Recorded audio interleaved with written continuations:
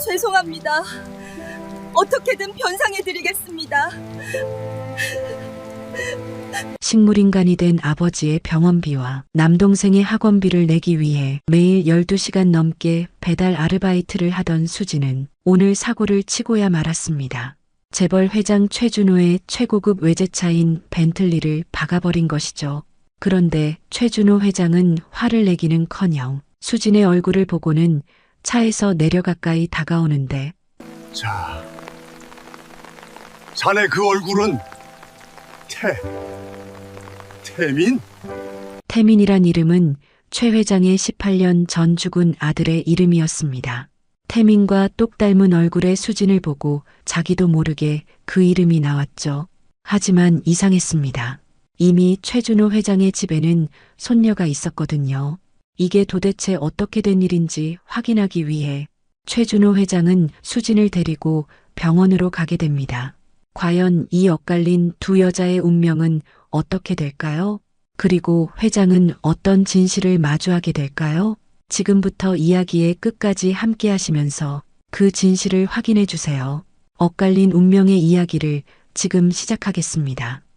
빗줄기가 세차게 내리치는 어두운 밤이었습니다. 수지는 오토바이 핸들을 꽉 잡았어요. 차가운 빗물이 헬멧 틈새로 들어와 얼굴을 적셨죠. 오늘도 12시간째 배달을 하고 있었습니다. 마지막 한 것만 더. 지친 몸을 일으켜 세우며 중얼거렸어요. 주문 앱을 확인하니 강남의 고급 아파트로 가는 치킨 배달이었습니다. 수진의 손가락은 차가운 비에 감각이 무뎌져 있었어요. 보온 가방을 등에 단단히 고정시키고 다시 출발했습니다. 빗길은 미끄러웠고 시야는 흐릿했어요. 하지만 멈출 수 없었죠. 아빠 병원비가 이번 달도 300만 원이야. 수연이 학원비도 내야 하고 가슴이 먹먹해졌습니다. 2년 전 교통사고로 식물인간이 된 아버지, 고등학교 2학년인 남동생 수연이, 23살 수진이 온 가족을 책임져야 했어요. 신호등이 노란불로 바뀌었습니다. 평소 같으면 속도를 줄였겠지만 오늘은 달랐어요. 배달 시간이 촉박했거든요. 그때였습니다. 왼쪽에서 거대한 검은 덩어리가 빠르게 다가왔어요. 벤틀리 뮬산, 수억 원짜리 최고급 자동차였죠. 안 돼.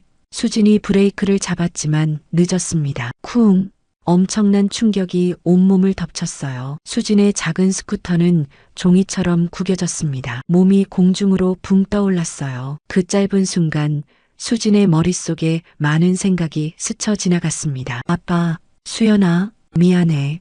아스팔트 바닥이 빠르게 다가왔어요. 그리고 모든 것이 어둠에 잠겼습니다. 최준호는 충격에 몸이 앞으로 쏠렸어요. 안전벨트가 가슴을 세게 압박했죠. 운전기사가 다급히 브레이크를 밟았지만 이미 늦었습니다. 회장님, 괜찮으십니까? 나는 괜찮다. 어서 밖을 확인해. 이른을 바라보는 준호의 목소리에는 위험이 있었어요. 대한민국 10대 그룹 중 하나인 태성그룹의 회장, 그의 한마디에 수많은 사람의 운명이 바뀌곤 했죠. 비를 맞으며 차에서 내린 준호는 쓰러진 청년을 보았습니다. 구급차, 빨리 구급차를 불러. 준호가 무릎을 꿇고 청년에게 다가갔습니다. 그때 가로등 불빛이 청년의 얼굴을 비췄어요. 준호의 심장이 멈추는 것 같았습니다.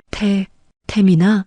떨리는 손으로 청년의 얼굴을 어루만졌어요. 불가능한 일이었죠. 아들 태민은 18년 전에 죽었으니까요. 하지만 눈앞의 청년은 태민과 너무나 닮아 있었습니다. 같은 눈매, 같은 코, 같은 입술. 시간이 멈춘 것처럼 준호는 청년을 바라보았어요. 빗물인지 눈물인지 모를 것이 그의 주름진 얼굴을 타고 흘렀습니다. 회장님, 정신 차리십시오. 비서의 목소리에 준호가 현실로 돌아왔어요. 이 사람을 우리 병원으로 데려가라. 최고의 의료진을 총동원해. 하지만 회장님, 경찰이. 내가 알아서 한다고 했다. 준호의 목소리가 날카로워졌어요. 그 권위적인 목소리에 아무도 반박하지 못했죠. 구급차가 도착했습니다.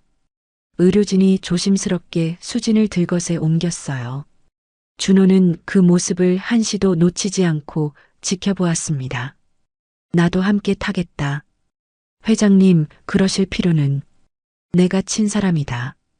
당연히 책임져야지. 준호는 단호했어요. 구급차 안에서도 그는 청년의 얼굴을 계속 바라보았습니다. 이건 우연일까?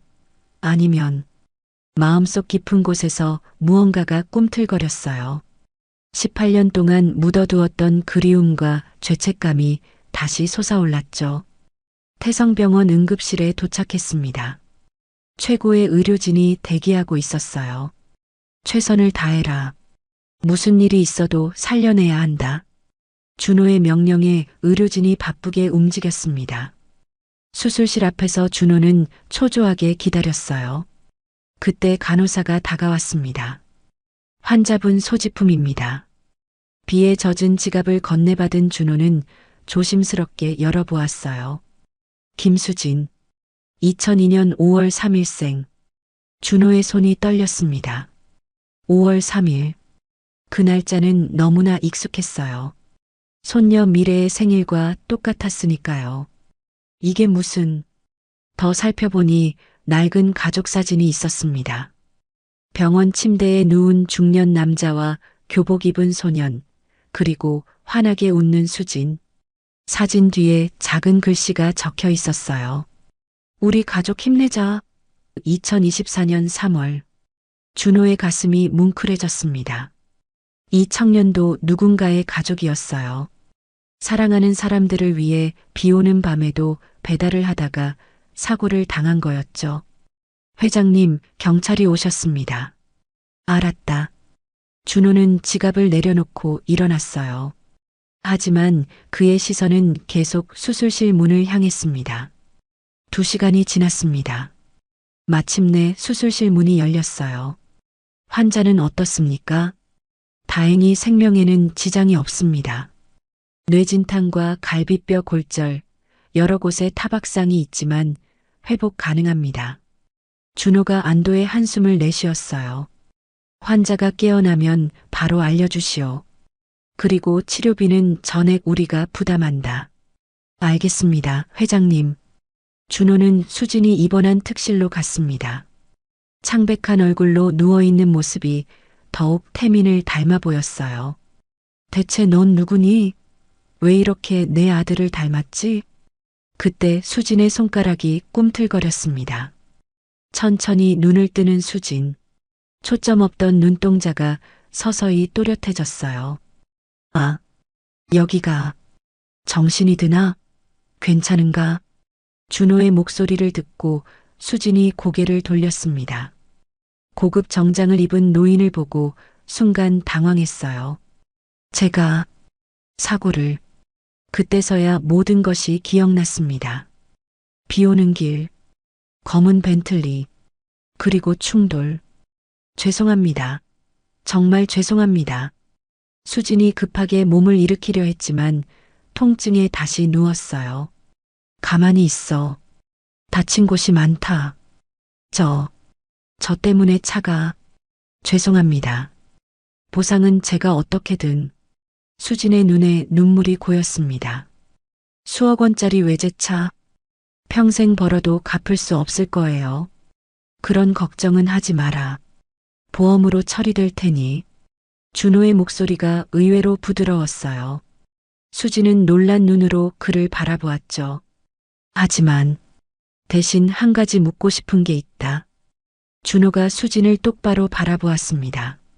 그 깊은 눈빛에 수진은 왠지 긴장되었어요. 네. 부모님은 어디 계시나? 뜬금없는 질문에 수진이 당황했습니다. 아버지는 2년 전에 사고로 병원에 계십니다. 어머니는 제가 어릴 때 돌아가셨어요. 그렇군. 준호의 표정이 복잡해졌어요. 뭔가 더 묻고 싶은 것 같았지만 참는 듯 했죠. 병원비는 걱정하지 마라. 내가 다 책임지겠다. 네. 하지만 그럴 순. 내가 친 사람인데 당연한 일 아닌가. 그리고 준호가 잠시 말을 멈췄습니다. 수진의 얼굴을 다시 한번 찬찬히 바라보았어요. 자네 이름이 김수진이지? 5월 3일생? 네. 맞습니다. 어떻게 아셨어요? 지갑을 봤다. 미안하게 됐네. 수진이 당황하며 주변을 둘러보았어요. 침대 옆 테이블에 물에 젖은 지갑이 놓여 있었죠. 가족들에게 연락해야 하지 않나? 아, 맞아요. 수연이가 걱정하겠다. 수진이 급하게 휴대폰을 찾았습니다. 화면이 깨져 있었지만 다행히 작동했어요. 누나, 무슨 일이야? 왜 이제 전화 받아? 동생의 걱정 가득한 목소리가 들렸습니다. 수연아, 미안. 누나는 괜찮아. 조금 다쳤지만 금방 나을 거야. 뭐, 다쳤다고? 어디? 많이 다쳤어? 아니야, 정말 괜찮아. 너무 걱정하지 마. 통화하는 모습을 지켜보던 준호의 눈가가 촉촉해졌어요. 저 나이에 부모 대신 동생을 돌보는 청년.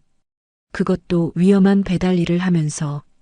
통화를 끝낸 수진이 죄송스러운 표정으로 준호를 바라보았습니다. 정말 죄송합니다. 제가 신호를 제대로 보지 못하고. 됐다. 나도 책임이 있으니까. 그보다 며칠은 입원해야 할 것 같은데 일은 어떻게 하나? 일이요? 아. 수진의 얼굴이 어두워졌어요. 배달 일을 못하면 당장 생활비가 막막했죠. 배달 일을 그만두면 어떻겠나? 내가 다른 일자리를 소개해 줄 수도. 아닙니다. 저는 일할 수 있어요. 금방 나을 겁니다. 수진이 다급히 말했어요. 준호는 그런 수진을 안타깝게 바라보았죠. 밤이 깊어갔습니다. 준호는 집에 가지 않고 병원에 남아 있었어요. 비서들이 걱정했지만 그는 막무가내였죠.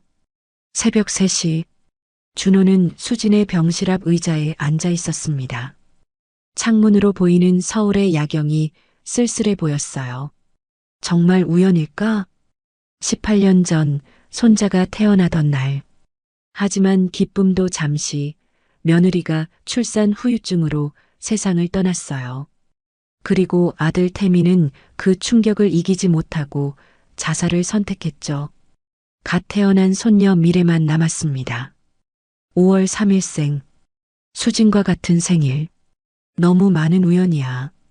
준호는 결심했어요. 이 청년에 대해 더 알아봐야겠다고. 다음 날 아침 수진이 눈을 떴을 때 병실에는 화려한 꽃다발이 가득했습니다. 이게 다 뭐예요? 간호사가 웃으며 대답했어요. 최 회장님이 보내신 거예요. 그리고 이것도요. 간호사가 건넨 봉투를 열어본 수진은 깜짝 놀랐습니다. 위로금이라고 적힌 봉투에 현금이 가득했어요. 이건 받을 수 없어요. 회장님이 꼭 받으라고 하셨어요. 일을 못하는 동안 생활비로 쓰라고요. 수진의 눈에 눈물이 고였습니다. 처음이었어요. 누군가 이렇게 자신을 걱정해 주는 것이. 그때 병실 문이 열렸습니다. 준호가 들어왔어요. 잘 잤나? 네. 안녕하세요. 수진이 당황하며 인사했어요. 대기업 회장이 직접 병문안을 오다니. 오늘 검사를 몇 가지 더 받아야 한다고 하더군. 혹시 뇌에 이상이 있을지 모르니까. 네. 감사합니다. 준호가 수진 옆 의자에 앉았어요. 가까이서 보니 더욱 태민을 닮았습니다. 혹시 부모님에 대해 더 아는 게 있나? 또 그 질문이었어요. 수진은 의아했지만 대답했습니다. 어머니는 제가 5살 때 병으로 돌아가셨어요. 사진도 몇 장 없고 아버지는 어머니에 대해 잘 말씀 안 하셨어요. 그렇구나. 준호의 눈빛이 깊어졌습니다. 뭔가 확인하고 싶은 게 있는 것 같았어요. 실례가 안 된다면 어머니 성함이? 박영이요. 왜 그러시는지. 아니다. 그냥 궁금해서. 준호가 자리에서 일어났어요. 푹 쉬어라. 내일 또 오겠다. 네. 또 오신다고요? 그래. 자네가 완전히 나을 때까지는 내 책임이니까. 준호가 나간 후 수지는 혼란스러웠어요. 왜 회장님이 이렇게까지 신경 써주는 걸까? 그날 오후 준호는 비서실장을 불렀습니다. 김수진이라는 청년에 대해 조사해봐라. 가족관계, 출생 기록, 모든 것을. 알겠습니다, 회장님. 그런데 왜? 그 청년이 태민을 너무 닮았어. 그냥 우연이라고 하기엔. 비서실장도 놀란 표정이었어요. 18년 전 그날을 모두가 기억하고 있었으니까요. 며칠 후 조사 결과가 나왔습니다. 회장님, 이상한 점을 발견했습니다. 뭔가 김수진 씨의 출생 기록인데 같은 병원, 같은 날 태어났습니다. 미래 아가씨와요. 준호의 손이 떨렸어요. 그리고 더 이상한 건 당시 신생아실 담당 간호사가 사고 직후 갑자기 사직하고 해외로 떠났다고 합니다. 이름이 한정희입니다. 현재 소재는 파악 중입니다. 준호는 직감했어요. 이건 단순한 우연이 아니라고. 18년 만에 진실이 밝혀지는 건가? 그의 가슴이 빠르게 뛰었습니다. 만약 수진이 정말로. 준호는 더 이상 생각하고 싶지 않았어요. 하지만 이미 시작된 일이었죠. 진실을 향한 첫걸음을 뗀 것입니다. 일주일이 지났습니다. 수지는 거의 회복되어 퇴원을 앞두고 있었어요. 그동안 준호는 매일 병원을 찾았죠. 마치 오래된 가족처럼 자연스럽게. 오늘은 기분이 어떤가? 많이 좋아졌어요. 정말 감사합니다, 회장님. 수진의 밝은 표정을 보며 준호의 마음이 따뜻해졌습니다. 하지만 동시에 불안하기도 했어요. 조사 결과가 곧 나올 테니까요. 퇴원하기 전에 가족들을 만나보고 싶은데. 준호의 말에 수진이 놀랐습니다. 네, 저희 가족을요? 그래, 자네 아버지와 동생. 내가 인사를 해야 하지 않겠나? 수진은 망설였어요. 식물인간 상태인 아버지를 보여드리는 게 부담스러웠죠. 아버지는 의식이 없으세요. 2년째 깨어나지 못하고 계십니다. 알고 있다. 그래도 찾아뵙고 싶네. 준호의 진심 어린 눈빛에 수진은 고개를 끄덕였습니다. 그날 오후 준호는 수진과 함께 요양병원으로 향했어요. 낡은 건물이 쓸쓸해 보였죠. 병실 안으로 들어선 준호는 가슴이 먹먹해졌습니다. 중년의 남자가 온갖 기계에 연결된 채 누워 있었어요. 아빠, 저 왔어요. 수진이 아버지의 손을 잡았습니다. 반응은 없었지만 따뜻한 체온이 느껴졌어요. 이분이 최준호 회장님이세요. 제가 사고 났을 때 도와주신 분이에요. 준호가 침대 옆에 앉았습니다. 무언가 말하려다가 그만두었어요. 대신 조용히 기도하는 모습이었죠. 그때 병실 문이 열렸습니다. 누나, 교복을 입은 수연이가 달려왔어요. 18살 소년의 얼굴에는 걱정이 가득했죠. 괜찮아? 정말 다 나은 거야? 그럼. 누나가 얼마나 튼튼한데. 수진이 동생의 머리를 쓰다듬었어요. 그 모습을 보던 준호의 눈가가 촉촉해졌습니다. 수연아, 인사드려. 최준호 회장님이셔. 수연이가 깜짝 놀라며 인사했어요. 안녕하세요. 누나를 도와주셔서 정말 감사합니다. 그래, 공부는 잘하고 있니? 네. 이번에 전교 10등 했어요. 자랑스럽게 말하는 수연이를 보며 준호가 웃었습니다. 밝고 똑똑한 아이였어요. 누나가 일 안 했으면 1등도 할 수 있었는데. 야, 수연아. 수진이 동생을 말렸지만 이미 늦었어요. 수연이의 얼굴이 어두워졌죠.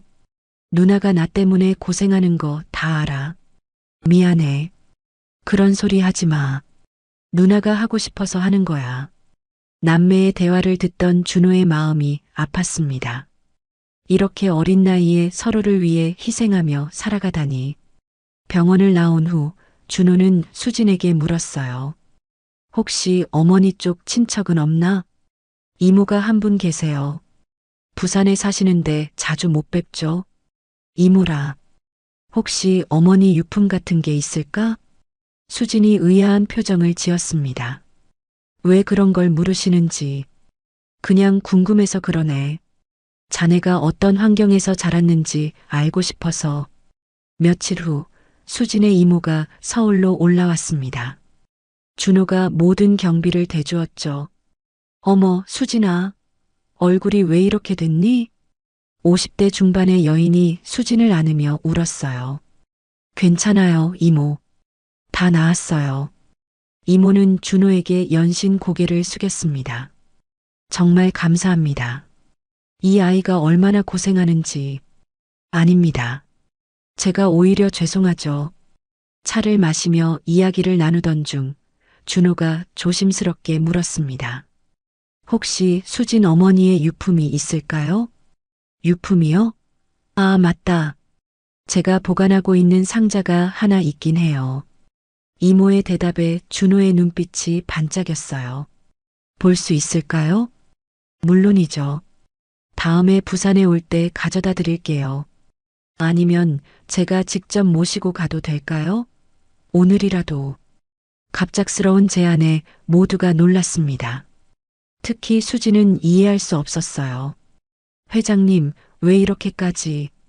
나도 이유는 잘 모르겠다. 하지만 꼭 확인하고 싶은 게 있어서.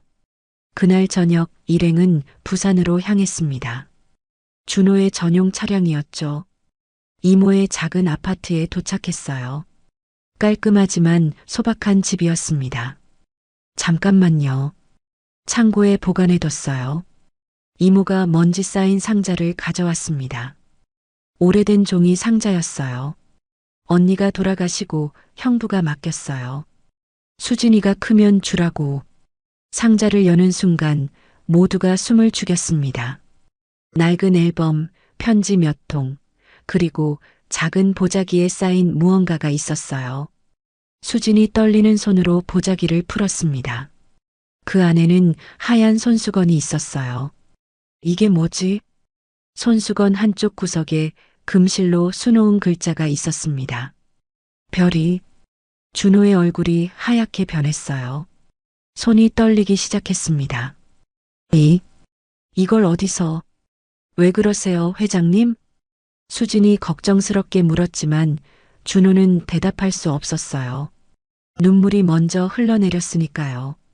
이건 우리 며느리가 만든 거야. 모두가 충격에 빠졌습니다. 네, 그게 무슨... 준호가 떨리는 목소리로 설명했어요. 18년 전 우리 며느리가 태교하면서 직접 수놓은 손수건이야. 세상에 단 하나뿐인 태명이 별이었어. 아들 태민이가 지은 이름이지.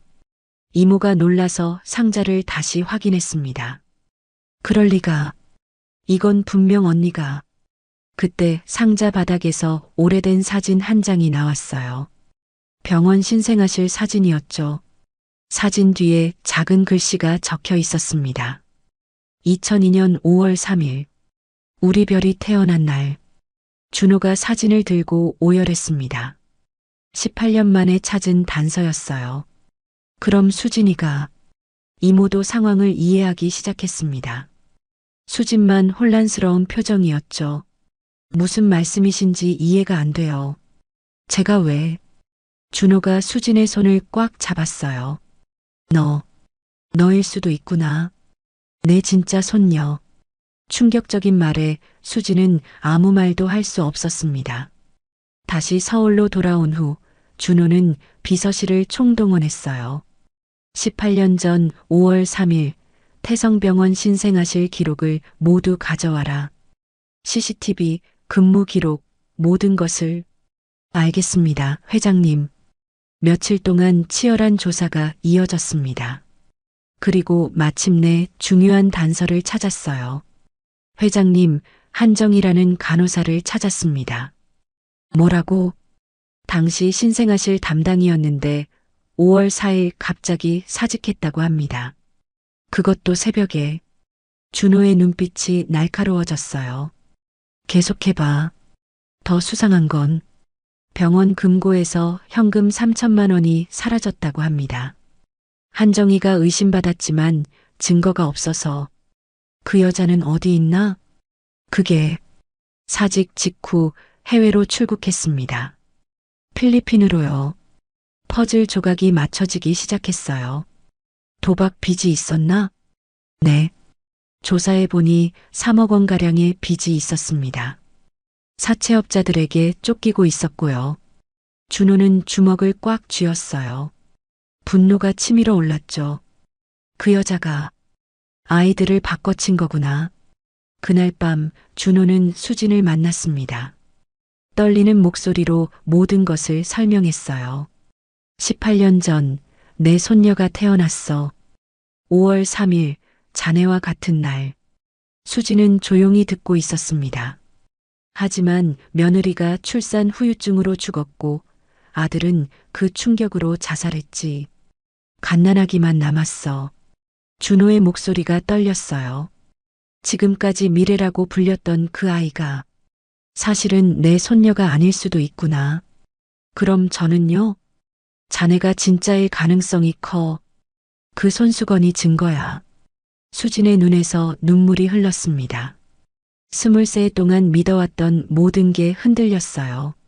저는 누구인가요? 그걸 확인해 봐야지. 유전자 검사를 하면 될 거야. 수진은 고개를 끄덕였습니다. 무서웠지만 진실을 알고 싶었어요. 검사 결과를 기다리는 일주일은 너무나 길었습니다. 수진은 매일 거울을 보며 자신의 얼굴을 살폈어요. 정말 재벌가의 손녀일까? 아니면 그저 우연의 일치일까? 드디어 결과가 나오는 날, 병원 상담실에는 준호와 수진이 마주 앉아 있었습니다. 의사가 들어왔어요. 검사 결과를 말씀드리겠습니다. 모두가 숨을 죽였습니다. 99.9% 친족 관계로 확인됩니다. 최준호 씨와 김수진 씨는 조부와 손녀 관계가 맞습니다. 순간 시간이 멈춘 것 같았어요. 준호가 수진을 끌어안았습니다. 18년 만에 포옹이었죠. 찾았다. 드디어 찾았구나. 수진도 울었습니다. 태어나서 처음 느껴보는 따뜻한 품이었어요. 하지만 이제 시작이었습니다. 18년 동안 최 회장과 손녀로 살아온 미래에게 어떻게 말할 것인가? 그리고 한정희를 어떻게 찾을 것인가? 진실은 밝혀졌지만 더 큰 폭풍이 기다리고 있었습니다. 유전자 검사 결과가 나온 다음 날이었습니다. 준호는 비서실장과 함께 경기도의 한 요양원을 찾았어요. 18년 전 태성병원에서 일했던 조무사를 만나러 가는 길이었죠. 정말 그분이 뭔가 아실까요? 비서실장의 물음에 준호가 단호하게 답했습니다. 작은 단서라도 놓칠 수 없어. 진실을 완전히 밝혀야 해. 요양원 정원에는 할머니 한 분이 앉아 있었어요. 70이 넘은 나이였지만 눈빛은 또렷했습니다. 박순자 씨 맞으십니까? 네, 그런데 누구시죠? 준호가 자신을 소개하자 할머니의 눈이 커졌어요. 아이고, 최 회장님이 여긴 어쩐 일로? 18년 전 일을 여쭤보려고 왔습니다. 2002년 5월 3일 밤 기억나시는지요? 순자 할머니의 표정이 어두워졌습니다. 한참을 망설이다가 입을 열었어요. 그날 밤을 어떻게 잊겠습니까? 준호의 심장이 빠르게 뛰기 시작했어요. 뭔가 보신 게 있으신가요? 할머니가 고개를 끄덕였습니다. 떨리는 목소리로 말을 이어갔어요. 한정이라는 간호사가 있었어요. 신생아실 담당이었죠. 네, 그 사람에 대해 아시는 대로 말씀해 주세요. 순자 할머니가 깊은 한숨을 쉬었습니다. 그날 새벽 3시쯤이었어요. 화장실에 가려고 복도를 지나가는데 할머니의 눈가에 눈물이 맺혔어요. 한정이가 신생아실에서 뭔가를 하고 있더라고요. 아기들 손목에 있는 명찰을 바꾸고 있었습니다. 충격적인 증언이었어요. 준호의 주먹이 떨렸습니다. 확실히 보신 겁니까? 네. 분명히 봤어요. 두 아기의 명찰을 바꿔 채우는 걸. 왜 신고하지 않으셨죠? 할머니가 고개를 숙였어요. 무서웠어요. 한정희가 조폭들과 연관되어 있다는 소문이 있었거든요. 그리고 다음 날 한정희가 병원을 그만뒀어요. 그것도 새벽에 몰래. 그때 알았죠. 뭔가 큰일을 저질렀구나 하고. 준호는 더 자세한 정보를 캐물었습니다. 한정희에 대해 더 아시는 게 있나요? 도박에 미쳐 있었어요. 맨날 돈 빌려 다니고 사채업자들이 병원까지 찾아온 적도 있었죠. 퍼즐이 맞춰지고 있었어요. 그때 빚이 얼마나 되었나요? 3억이 넘는다고 들었어요. 조폭들이 가족까지 협박한다고 울면서 돈 좀 빌려달라고. 준호의 눈빛이 차가워졌습니다. 돈 때문에 갓난아기들의 운명을 바꾼 것이었어요. 요양원을 나온 준호는 곧바로 수진에게 전화했습니다. 수진아, 지금 만날 수 있겠니? 네, 회장님. 무슨 일이신지. 중요한 걸 알아냈어. 집으로 와줄 수 있겠니? 1시간 후 수진은 준호의 집에 도착했어요. 거대한 저택을 보며 가슴이 떨렸죠. 여기가 정말 내 집이 될 수도 있는 걸까? 서재로 안내받은 수진은 준호와 마주 앉았습니다. 조무사의 증언을 들었어. 한정희가 명찰을 바꾼 걸 목격했다고. 수진의 얼굴이 창백해졌어요. 그럼 정말로. 그래. 넌 내 진짜 손녀가 맞아. 그리고 지금 미래라고 불리는 아이는. 준호가 말을 잇지 못했습니다. 18년간 손녀로 키운 아이가 남이라니. 한정희는 어떻게 된 건가요? 조사 중이야. 필리핀으로 도주한 후 행적이 묘연하더군. 수지는 머리가 복잡해졌어요. 23년간 살아온 인생이 가짜였다니. 저는 이제 어떻게 해야 하죠? 눈물이 흘렀습니다. 준호가 다가와 어깨를 감쌌어요. 천천히 생각하자. 급하게 결정할 건 없어. 그때 서재 문이 열렸습니다. 할아버지, 저 왔어요. 미래가 들어왔어요. 명품 옷을 입은 예쁜 여자아이였죠. 하지만 수진과는 전혀 닮지 않았습니다. 이분은 누구세요? 미래가 수진을 보며 물었어요. 준호의 표정이 굳어졌습니다. 이분은 할아버지가 도와주고 있는 사람이란다. 또 자선 사업이에요? 할아버지는 너무 착하셔. 미래의 말에 수진의 가슴이 아팠어요. 저 자리가 원래 자신의 자리였다는 생각에. 미래가 나간 후 준호가 말했습니다. 미안하다. 아직은 말할 때가 아닌 것 같아서. 괜찮아요. 저도 아직 준비가. 수진은 집으로 돌아왔어요. 낡은 원룸이 더욱 초라해 보였죠. 거울을 보며 중얼거렸습니다. 나는 김수진일까, 최수진일까? 정체성의 혼란이 밀려왔어요. 가난하지만 정직하게 살아온 23년.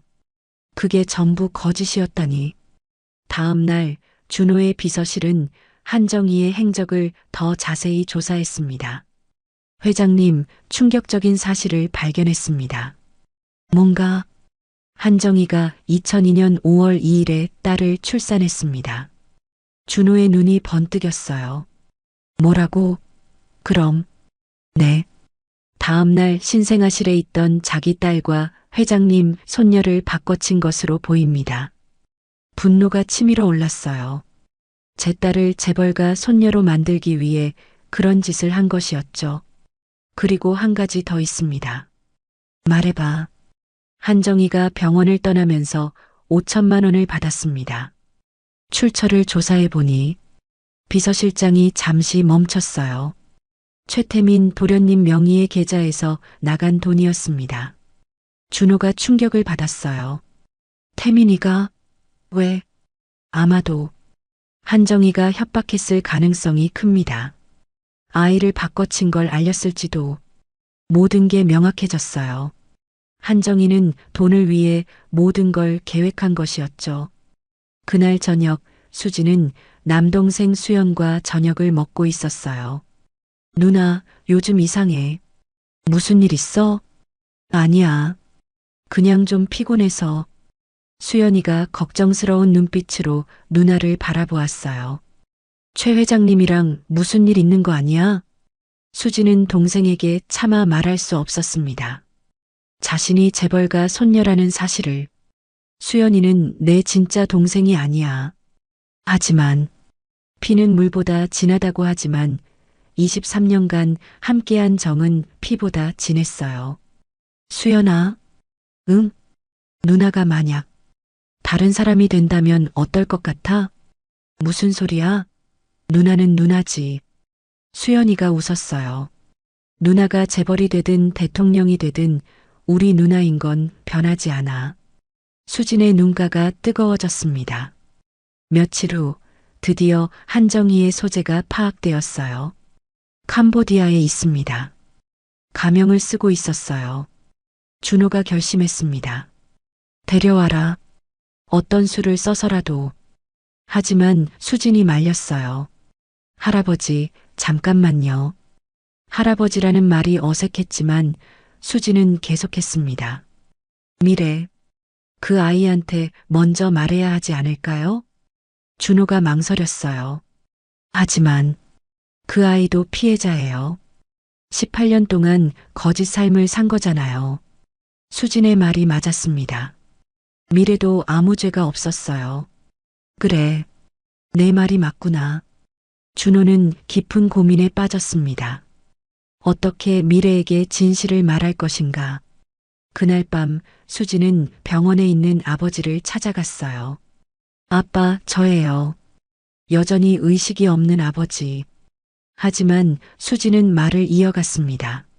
저한테 놀라운 일이 생겼어요. 제가 재벌가 손녀래요. 눈물이 흘렀어요. 하지만 아빠는 영원히 제 아빠예요. 피가 이어지지 않았어도 그때였습니다. 아버지의 손가락이 꿈틀거렸어요. 아빠. 하지만 그뿐이었습니다. 다시 고요해졌죠. 수지는 아버지의 손을 꼭 잡았어요. 제가 누구든 아빠 딸인 건 변하지 않아요.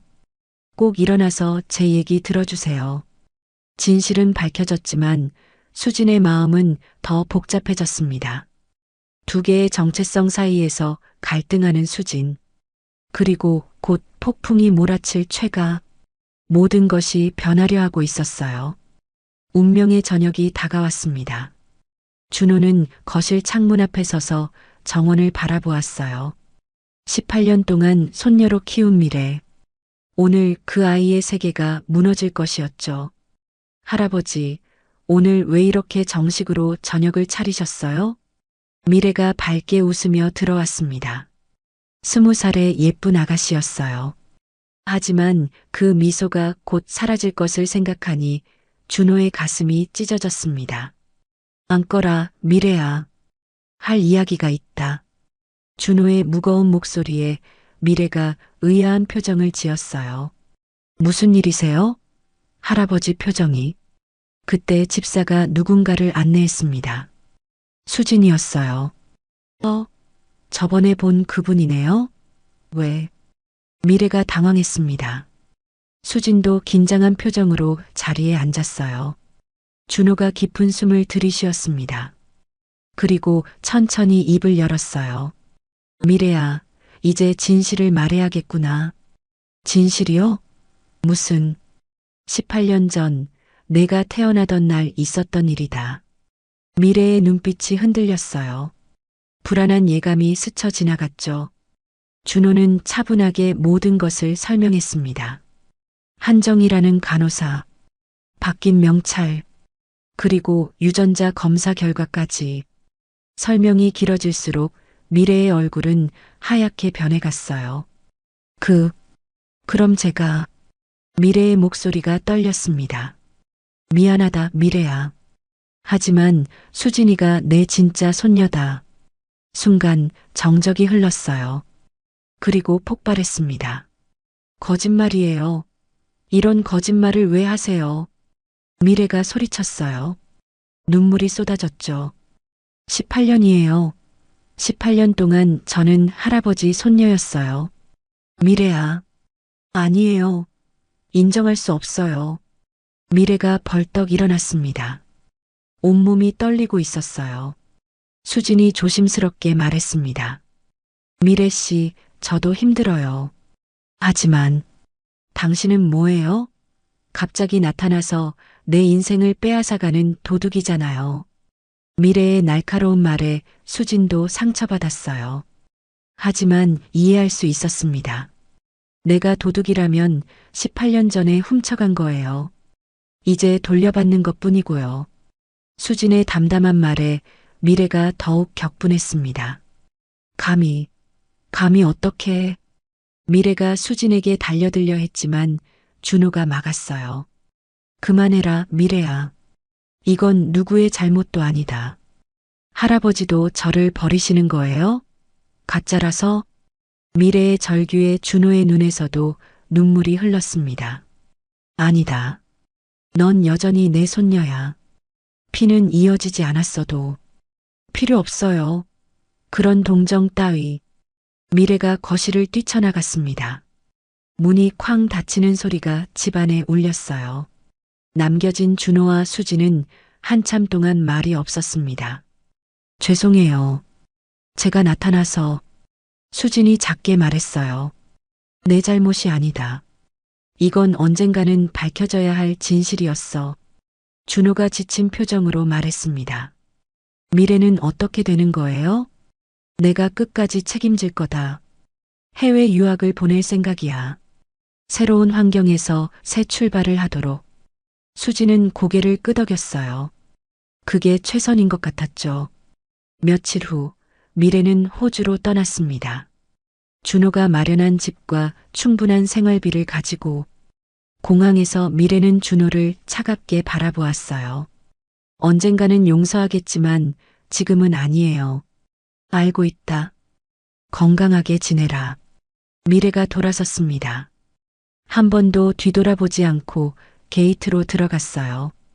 준호는 그 뒷모습을 오래 바라보았습니다. 18년의 정이 이렇게 끝나는구나. 수지는 며칠 뒤 준호의 집으로 이사했어요. 하지만 마음은 무거웠죠. 이 방이 내 방이다. 준호가 안내한 방은 궁전 같았어요. 수진이 살던 원룸 10개는 들어갈 크기였죠. 너무 커요. 익숙해질 거다. 그리고 이건 내 새 신분증이야. 준호가 건넨 서류를 보고 수진은 놀랐어요. 최수진. 새로운 이름이 적혀 있었습니다. 이제 넌 최수진이다. 태성그룹의 후계자야. 하지만 수진은 고개를 저었어요. 할아버지, 저는 그냥 상속자가 되고 싶지 않아요. 무슨 말이냐? 수진이 진지한 표정으로 말했습니다. 저는 23년 동안 배달하며 살았어요. 얼마나 많은 라이더들이 힘들게 사는지 봤죠. 준호가 귀를 기울였어요. 그 사람들을 돕고 싶어요. 라이더스 유니온이라는 협동조합을 만들고 싶습니다. 협동조합? 네. 배달원들의 권익을 보호하고 복지를 향상시키는 회사요. 준호의 눈빛이 반짝였습니다. 단순히 부를 누리려는 게 아니라 남을 돕겠다는 손녀가 자랑스러웠어요. 좋은 생각이다. 내가 돕겠다. 정말요? 그래. 하지만 먼저 경영을 배워야 해. 내가 직접 가르치겠다. 수진의 얼굴이 밝아졌어요. 그날 저녁 수진은 동생 수연에게 전화했습니다. 수연아, 누나가 할 말이 있어. 응, 뭔데? 수진은 모든 것을 설명했어요. 자신이 재벌가 손녀라는 것, 그리고 새로운 집으로 이사한다는 것. 전화기 너머로 한참 침묵이 흘렀습니다. 수연아, 거기 있어? 누나, 장난이지? 아니야. 진짜야. 또 침묵이었어요. 그러다가 수연이가 말했습니다. 그럼 나는 이제 누나 동생이 아닌 거야? 수진의 가슴이 찢어졌어요. 바보야. 넌 영원히 내 동생이야. 정말? 당연하지. 너도 같이 이사 가는 거야. 좋은 환경에서 공부할 수 있어. 수연이의 목소리가 밝아졌어요. 대박. 진짜? 나도 가도 돼? 그럼. 최준호 할아버지도 허락하셨어. 실제로 준호는 수연이도 가족으로 받아들이기로 했어요. 수진에게 소중한 존재니까요. 이사하는 날이 왔습니다. 작은 짐을 들고 저택에 들어서는 수연이의 눈이 휘둥그레졌어요. 와, 여기가 진짜 우리 집이 돼? 응. 앞으로 여기서 살 거야. 수연이가 넓은 정원을 뛰어다녔습니다. 행복해하는 동생을 보며 수진도 미소 지었어요. 이제 수연이가 고생하지 않아도 돼. 그날 밤 수진은 병원에 있는 아버지를 찾아갔습니다. 아빠, 저예요. 이제 저희가 좋은 곳으로 이사했어요. 여전히 반응이 없는 아버지. 하지만 수진은 계속 말했어요. 수연이가 이제 마음껏 공부할 수 있게 됐어요. 아빠가 깨어나시면 깜짝 놀라실 거예요. 수진이 아버지의 손을 꼭 잡았습니다. 아빠도 더 좋은 병원으로 옮겨드릴게요. 꼭 깨어나세요. 다음 날부터 수진은 준호에게 경영을 배우기 시작했어요. 기업은 사람이다. 돈만 쫓으면 결국 무너진다. 준호의 가르침은 따뜻했습니다. 내가 만들려는 라이더스 유니온도 마찬가지야. 진심으로 사람을 위하는 마음이 있어야 해. 수진은 열심히 배웠어요. 낮에는 공부하고 저녁에는 사업 계획을 세웠죠. 한 달이 지났습니다. 수진은 첫 번째 사업 계획서를 준호에게 보여주었어요. 배달원들을 위한 쉼터를 만들고 싶어요. 비를 피할 곳도 잠깐 쉴 곳도 없거든요. 좋은 생각이다. 그리고 사고 보험도 지원하고 자녀 장학금도 만들고 싶어요. 준호는 손녀가 자랑스러웠습니다. 부자가 된다고 마음까지 부자가 되는 건 아닌데 수진은 달랐어요. 수진아. 네. 내가 정말 내 손녀가 맞구나. 너무 자랑스럽다. 수진의 눈가가 붉어졌어요. 새로운 삶이 시작되었습니다. 하지만 수진은 잊지 않았어요. 자신이 어디서 왔는지, 그리고 무엇을 해야 하는지. 가난했던 배달원 김수진은 사라졌지만 배달원들을 위한 최수진이 태어났습니다. 이것이 진정한 새로운 시작이었어요. 6개월이 흘렀습니다. 수진은 매일 새벽 5시에 일어났어요. 경영 공부와 사업 준비를 동시에 하느라 잠잘 시간도 부족했죠. 오늘은 투자자들을 만나는 날이구나. 준호가 아침 식사를 하며 말했습니다. 네. 긴장돼요. 제가 잘할 수 있을까요? 자신감을 가져라. 내 진심은 분명 전달될 거야. 수진은 고개를 끄덕였어요. 하지만 손은 여전히 떨리고 있었죠. 회의실에는 10명의 투자자들이 앉아 있었습니다. 모두 날카로운 눈빛으로 수진을 바라보았어요. 안녕하세요.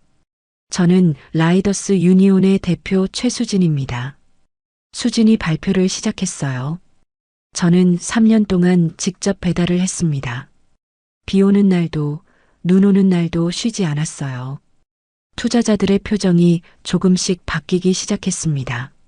하루 12시간씩 일해도 월 200만 원 벌기 힘들었습니다. 병원비는 고사하고 방세 내기도 빠듯했죠.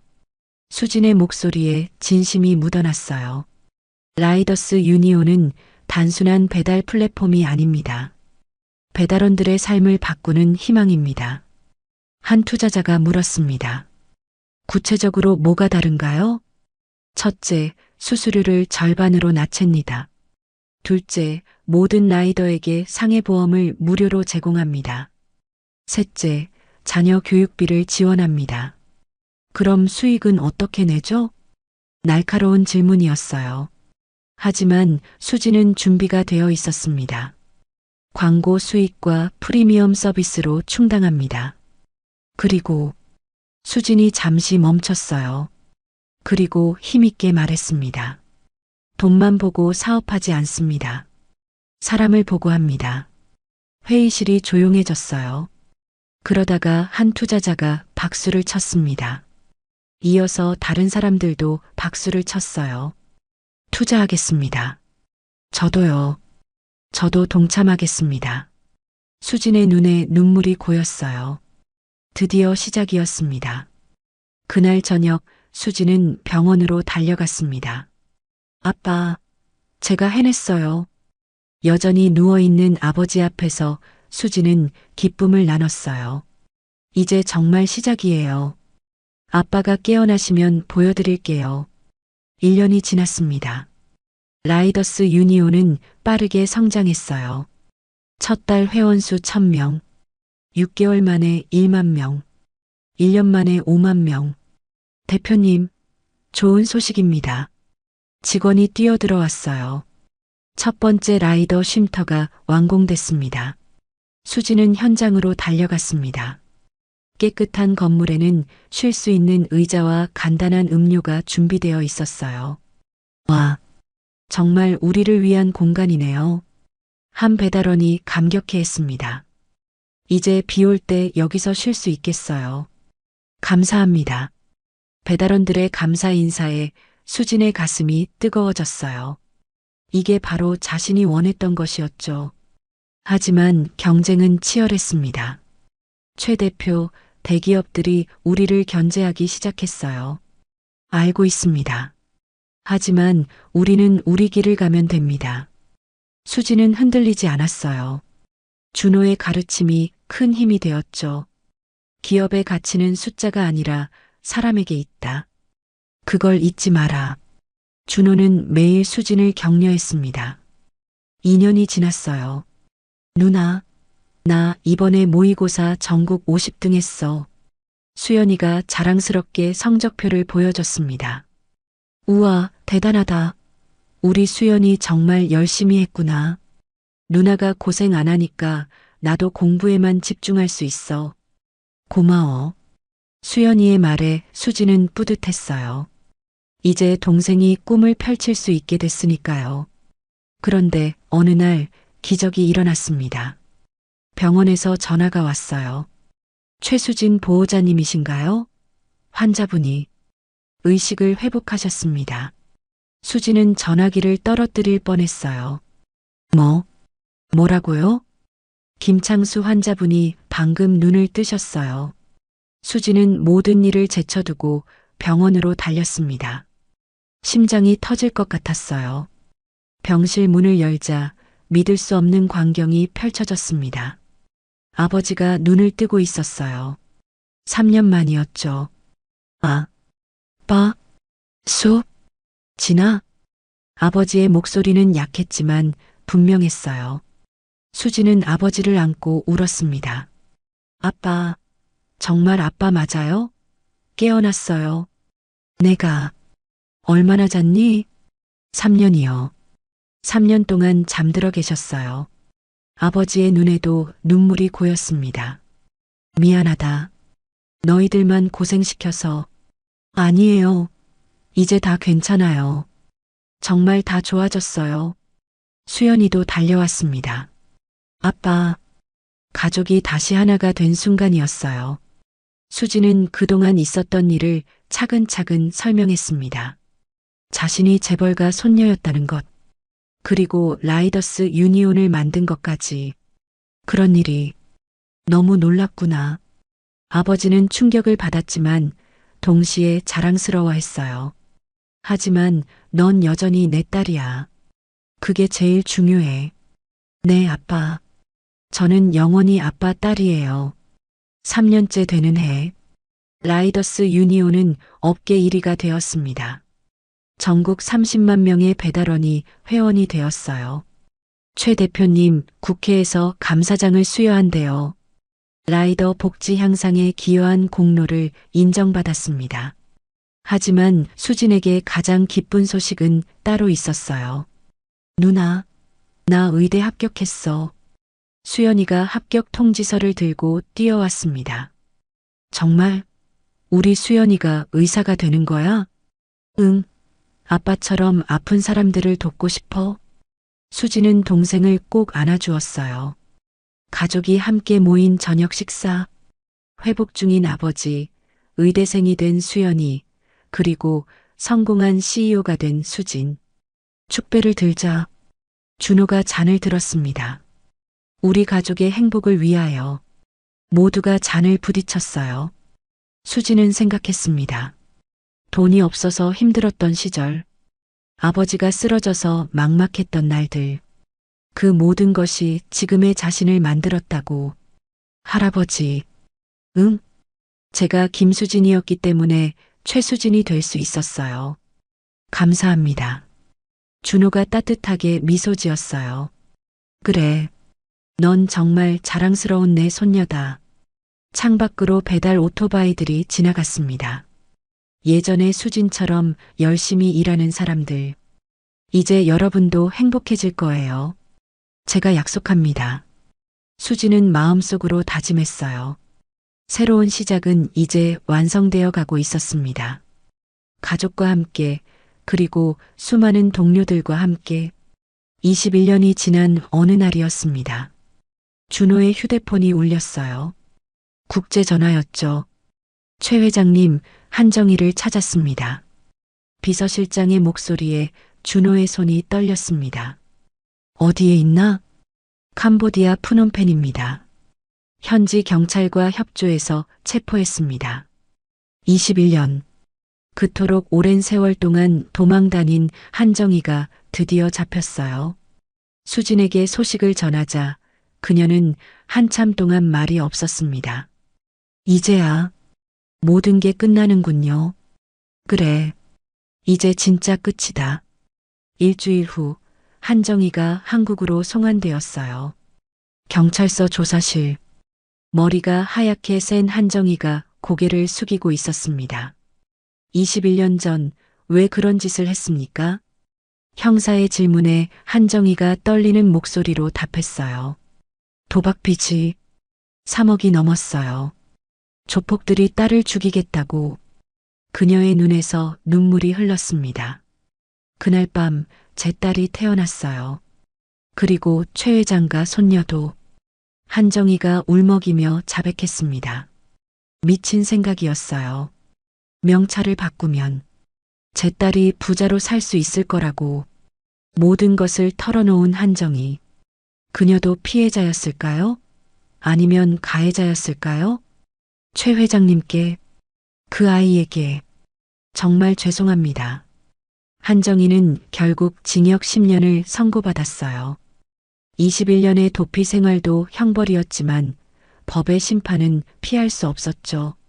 그런데 놀라운 일이 일어났습니다. 호주에서 편지가 왔어요.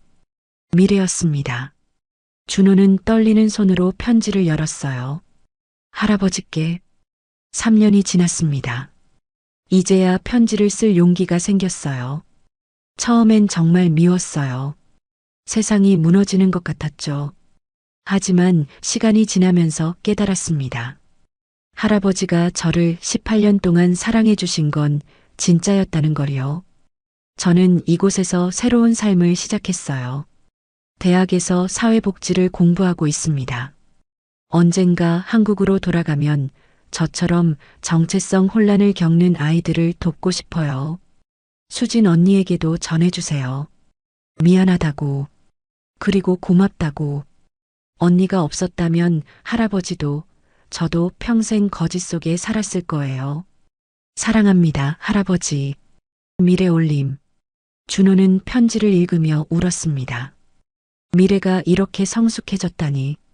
수진도 편지를 읽고 눈물을 흘렸어요. 미래가 정말 멋지게 컸네요. 그래. 너희 둘 다 자랑스럽다. 시간은 흘러 라이더스 유니온 신사옥 오픈식 날이 되었습니다. 수천 명의 배달원들이 모였어요. 정부 관계자들도 왔고 언론사 기자들도 가득했죠. 이제 리본 커팅을 하겠습니다. 수진이 가위를 들었습니다. 옆에는 준호와 아버지, 그리고 의사 가운을 입은 수연이 서 있었어요. 찰칵! 리본이 끊어지고 박수가 터졌습니다. 사람들이 건물 안으로 들어갔어요.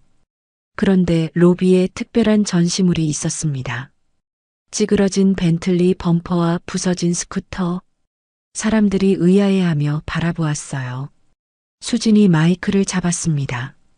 여러분, 이것은 4년 전 제가 탔던 스쿠터입니다. 청중이 조용해졌어요. 비 오는 밤 마지막 배달을 하다가 사고가 났죠. 그때 저는 절망했어요. 수진의 목소리가 떨렸습니다. 하지만 그 사고가 제 인생을 바꿨습니다. 진짜 가족을 찾게 해줬고 여러분과 함께 할 수 있게 해줬어요. 사람들의 눈가가 촉촉해졌습니다. 불행처럼 보였던 사고가 진정한 가족을 찾게 해준 기적의 시작이었습니다. 수진이 준호를 바라보았어요. 준호도 미소로 화답했죠. 라이더스 유니온은 단순한 회사가 아닙니다. 우리 모두의 가족입니다. 박수가 터져 나왔어요. 오늘부터 이곳은 모든 배달원들의 집입니다. 언제든 오세요. 쉬고 싶을 때, 힘들 때, 기쁠 때도요. 한 배달원이 소리쳤습니다. 최수진 대표님 만세. 라이더스 유니온 만세. 함성이 건물을 가득 메웠어요. 그날 저녁 가족들이 모여 만찬을 했습니다. 넓은 식당에는 준호, 수진, 회복한 아버지, 의사가 된 수연, 그리고 깜짝 손님이 있었어요. 미래야. 호주에서 돌아온 미래였습니다. 3년 만에 재회였죠. 할아버지, 언니. 미래가 수진을 안았어요. 미안해요. 그때 너무 심한 말을 했어요. 아니야. 나라도 그랬을 거야. 두 자매가 포옹했습니다. 피는 이어지지 않았지만 진짜 자매가 된 순간이었어요. 준호가 잔을 들었습니다. 오늘은 특별한 날이다. 우리 가족이 진짜 가족이 된 날이니까. 모두가 잔을 들었어요. 우리는 피보다 진한 사랑으로 이어진 가족입니다. 영원히 함께 합시다. 건배. 잔이 부딪히는 소리가 아름답게 울렸습니다. 창밖으로 서울의 야경이 반짝였어요. 어딘가에서 배달원들이 열심히 일하고 있겠죠. 수진은 생각했습니다. 김수진에서 최수진이 되기까지 긴 여정이었어요. 하지만 후회하지 않아요. 아버지가 수진의 어깨를 토닥였어요. 자랑스럽다, 우리 딸. 고마워요, 아빠. 수연이 장난스럽게 말했습니다. 이제 저는 재벌 누나를 둔 의사네요. 모두가 웃었어요. 미래가 수진의 손을 잡았습니다. 언니, 나도 한국에서 일하고 싶어요. 라이더스 유니온에서요. 정말? 대환영이야. 준호는 흐뭇하게 바라보았어요. 이것이 진정한 가족의 모습이었죠. 그날 밤 수진은 일기를 썼습니다. 운명이란 참 신기해요. 불행이 행복이 되고 사고가 기적이 되고 남이 가족이 되었어요. 저는 이제 압니다. 진짜 행복은 혼자가 아닌 함께 만들어가는 거라는 걸. 앞으로도 많은 사람들과 함께 행복을 만들어가고 싶어요. 이것이 제 이야기입니다. 김수진이자 최수진인 저의 이야기. 펜을 내려놓은 수진은 창밖을 바라보았어요. 별이 빛나는 밤하늘. 그 별들처럼 수많은 사람들의 꿈이 반짝이고 있었습니다. 새로운 내일이 기다리고 있었어요.